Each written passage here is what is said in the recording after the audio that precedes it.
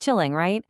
Imagine being asked that question as you're being buried alive. This was the question a 10th century queen named Olga posed to a group of men.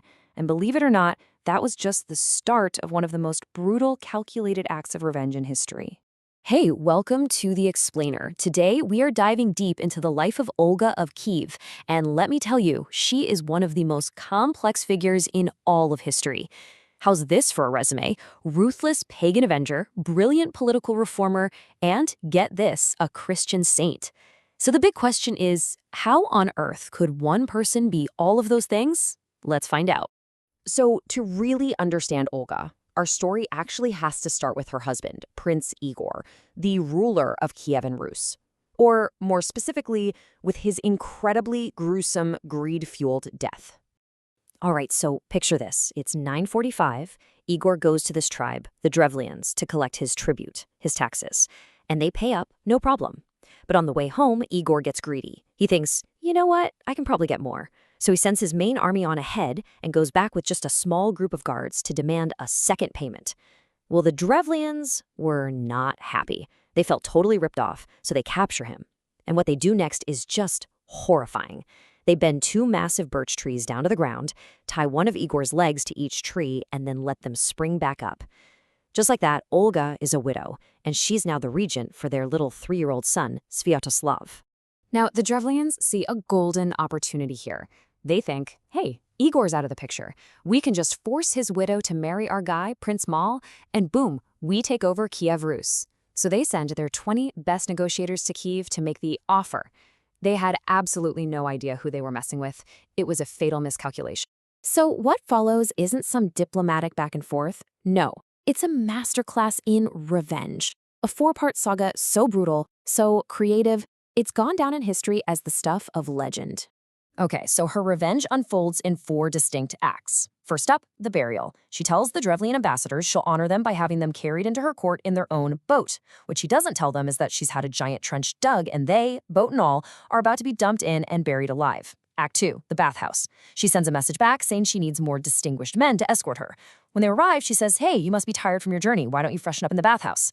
The moment they're all inside, she has the doors locked and burns the whole building to the ground. Then comes Act 3, the feast. She travels to the Drevlian capital for a funeral feast for Igor. She encourages them to drink, a lot. And once 5,000 of them are completely wasted, she gives the signal and her soldiers massacre every single one. But she's not done. For the finale, the birds. She lays siege to their main city. Then she offers a truce. The price? A seemingly tiny tribute, just 3 pigeons and 3 sparrows from every house. They agree, desperate for peace.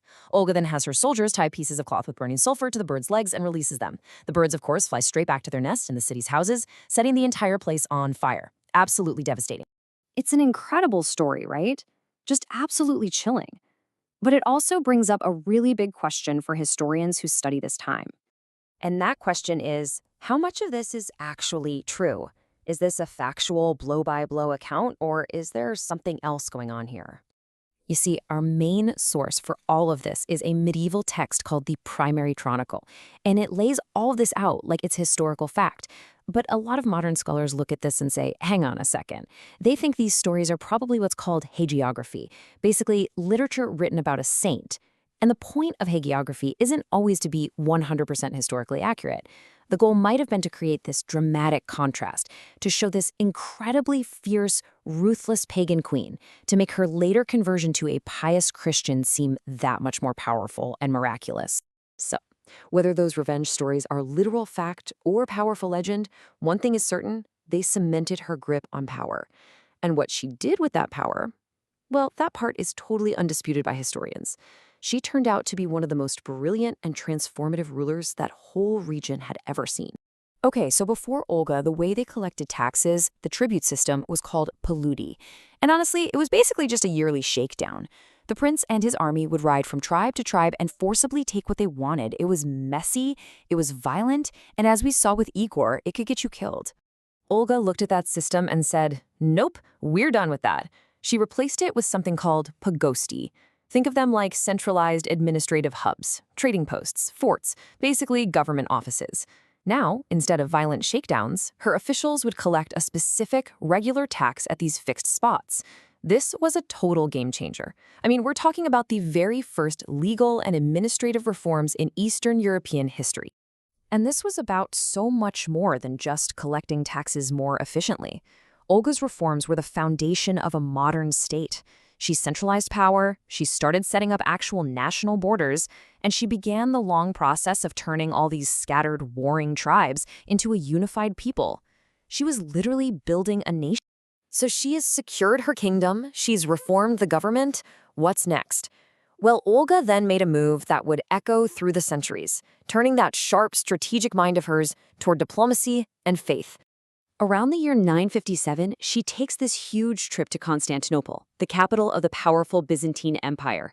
And while she's there, she gets baptized into Christianity, taking the new name Helena. But here's where her political genius really shines. Almost immediately after, in 959, she sends an embassy all the way to the other great power, the Holy Roman Emperor in the West, asking him for priests. You see what she's doing? She's playing the two great Christian empires off each other, making sure neither one could claim her or her kingdom as their own. Now, Olga was the very first ruler of the Rus to convert, but she couldn't get her own son on board. Sviatoslav was a hardcore warrior, and he basically said his soldiers would laugh him out of the room if he became a Christian. But, and this is super important, he did agree not to persecute any converts. That was a huge deal, because it allowed this new faith to survive and put down roots in his kingdom. So, when we look back, what is Olga's ultimate legacy? Well, this is where we get into one of the most fascinating paradoxes in all of history. Her son might have been a no-go, but Olga was playing the long game. She poured all her influence into her grandson, Vladimir, and it worked. He was the one who, in the year 988, finally fulfilled her life's great ambition. He made Christianity the official state religion for all of Kiev and Rus. And for her foundational role in bringing the faith to her people, nearly 600 years after she died, the Russian Orthodox Church did something pretty remarkable. In 1547, they officially made Olga a saint. And that's the central puzzle of Olga, isn't it? How do you reconcile these two images? On one hand, you have the Avenger, the woman who buried people alive and burned cities to the ground.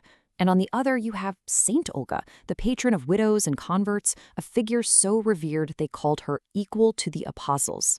You know, even the monks who wrote the primary chronicle, the ones who recorded all those bloody details of her revenge, they saw this dual nature. They had this beautiful way of putting it.